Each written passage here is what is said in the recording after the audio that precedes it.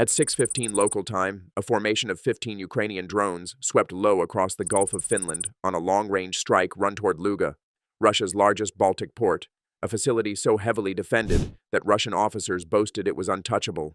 After flying 960 kilometers through darkness, their engines running hot and their fuel gauges sinking toward empty, the mission seemed bizarrely routine until a Russian patrol boat materialized through the morning fog, prompting the lead drone to snap into a sudden hard right turn just as a stream of tracers erupted from below. The patrol boat's 14.5mm machine gun walking fire across their path, rounds passing so close between two drones that a human pilot would have felt the pressure waves, though these had no pilots, only remote operators watching grainy satellite feeds from bunkers near Kiev. Then 3 Igla-S missiles, shoulder-launched weapons normally reserved for helicopters, shot upward, fired in desperation at shapes the Russians could barely see in the dawn glow. The drones scattering like startled birds, some climbing sharply, others dropping all the way to wave height, one missile losing lock and spiraling into the Baltic, another exploding harmlessly in empty air, and the third finally striking the trailing Beaver drone and turning it into a flash of fire that splashed into the water, leaving 14 survivors to regroup and continue toward Luga, now a mere 40 kilometers away, just as an S-400 battery illuminated them, the system's gravestone radar having tracked them for minutes before switching from wide area search to hard targeting mode. But these were not fragile commercial quadcopters. They were UJ-26 Beavers, purpose-built, radar-resistant weapons infamous for chewing through Russia's most advanced surface-to-air defenses, so when the S-400 operator attempted to lock them with the battery's focused 3 GHz radar beam, he found himself fighting physics because the drone's fiberglass and carbon fiber frames reflected only about 10% of the radar energy a metal aircraft would, making them appear tinier than seagulls at 40 kilometers, forcing him to try a more clever approach. Track via missile, launching two 48 N6DM interceptors, each a $2 million missile designed to kill $100 million jets, hoping their seekers could relay more precise targeting data. But the moment the missiles launched, the drones dove to 10 meters above the Baltic, and as the missiles plunged after them at 70-degree angles, their fins stalled due to insufficient airflow, causing both interceptors to tumble helplessly into the sea. Switching tactics, the Russians launched 9 M96E2 missiles with gas dynamic thrusters capable of 90-degree turns and 60G maneuvers, even at wave height, one missile closing rapidly on the lead Beaver, adjusting perfectly through its onboard computation, detonating 200 tungsten fragments through the air and shredding the drone into confetti while a second missile hit another Beaver. But the debris cloud created a new problem, multiplying radar returns into hundreds of bouncing echoes that masked the remaining drones, which scattered in chaotic, evasive patterns, some climbing, others diving, some veering left or right.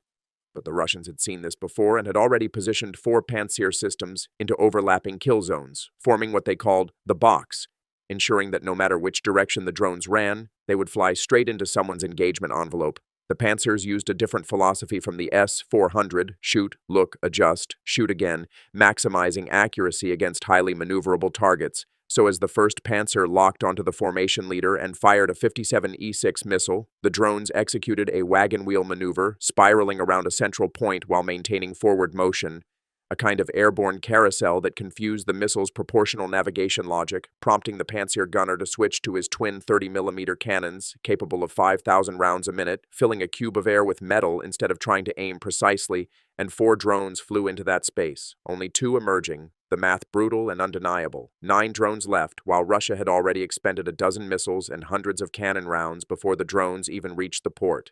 Meanwhile, warning alarms lit up across Leningrad Oblast's command center as simultaneous battles erupted over Kursk, Bryansk, and Rostov. 14 other Ukrainian drone groups attacking across western Russia ensured no reinforcements could come, leaving Luga's defenders alone, and yet the drones pressing forward were equally alone, their operators knowing the hardest part still lay ahead as they approached the Krasuka 4 electronic warfare vehicle, a container-shaped unit holding $20 million worth of jamming systems, which activated to flood the radio spectrum with interference, sweeping from 1.2 to 5.8 GHz Y, while using sweep and dwell techniques to identify and attack control link frequencies, eventually detecting transmissions at 2.4 GHz and focusing a 20-watt beam to create a wall of static meant to sever control.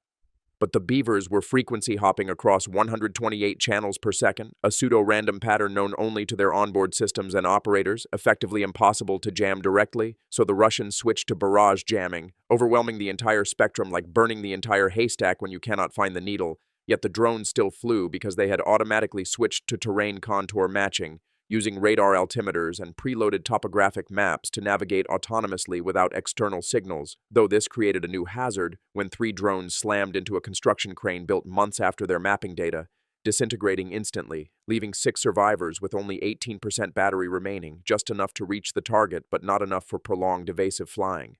The S-400 commander now faced an economic absurdity.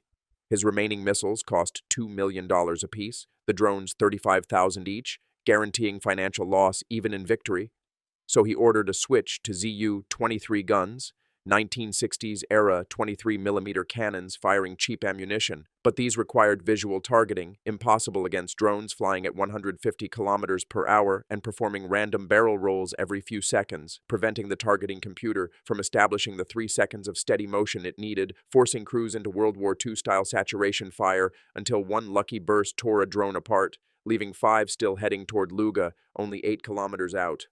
Natural conditions now intervened as rising temperatures lifted the fog that had shielded the drones earlier, thickening into a dense gray wall that reduced visibility to 30 meters and rendered million-dollar sensors useless, forcing both sides to fly blind. Pantsir thermal imagers that normally detected aircraft at 5 kilometers were limited to 200 meters, pushing defenders to fire at pre-calculated coordinates while the remaining drones descended to 3 meters above the Baltic, their cameras smeared with salt spray, operators watching only static through satellite links, relying entirely on GPS until Russian spoofers overpowered satellite signals and fed false coordinates, tricking 2 drones into banking straight into the water, leaving 3 alive, their inertial navigation systems keeping them on course as port security teams armed with Igla-S missiles waited on rooftops, scanning the fog for tiny engines running only 40 degrees above ambient temperature, nearly invisible in the warm Baltic haze. Blind shots were fired, one missile detonating near enough to shred another drone, leaving 2 weaving between 40-meter-tall petroleum tanks as an Mi-8 helicopter thundered overhead, its downwash blasting fog aside in patches that briefly improved the drone's visibility,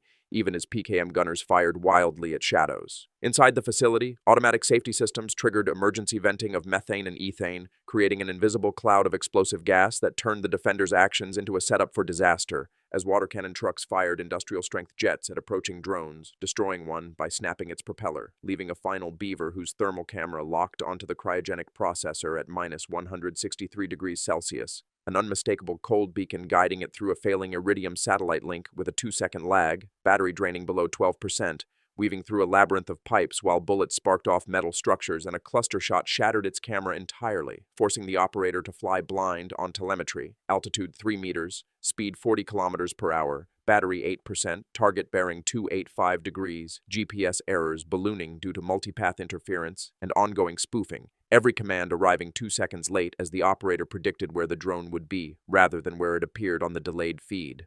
Through brief camera flickers, he saw fractionation towers, insulated pipes, Cyrillic warnings, confirming he was approaching the heart of the complex as another water cannon shot struck the tail and sent the drone spinning, its gyros fighting to recover, battery dropping to 5%. With one chance remaining, he dove the drone toward the base of the target, straight into a cloud of vented methane and ethane, its 20-kilogram thermite-enhanced warhead requiring nothing but impact to ignite, the battery dying completely 3 seconds before impact as the motors stopped, momentum carrying the 40-kilogram craft, the final 50 meters in silence, until it slammed into the base of the fractionation column with a metallic crunch, paused for a heartbeat, then erupted into thermite burning at 2,500 degrees Celsius, slicing through steel in 2 seconds, vaporizing hydrocarbons, pressure spike that ruptured adjacent pipes and ignited the vented gas cloud in a massive fuel-air explosion moving at 3,000 meters per second, shattering windows for a kilometer, sending a 200-meter fireball into the sky,